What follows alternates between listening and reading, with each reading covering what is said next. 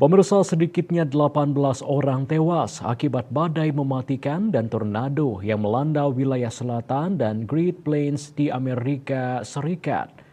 Selain itu, badai tersebut juga menyebabkan ratusan ribu rumah dan tempat usaha mengalami listrik padam.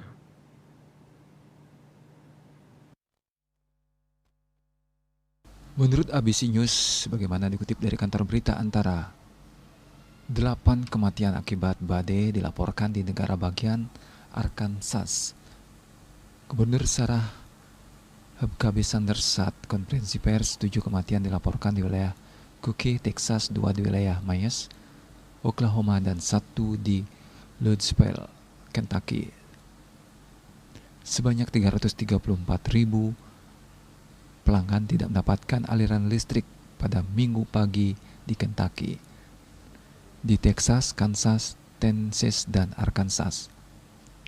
Peringatan tornado dikeluarkan di negara bagian Texas dan Oklahoma ketika badai dahsyat dengan kemungkinan tornado melanda bagian selatan Amerika Serikat, termasuk Texas dan Oklahoma. Pada Sabtu malam, pengawasan dan peringatan tornado berlanjut pada Minggu di berbagai negara bagian, termasuk Kentucky. Bali Post melaporkan.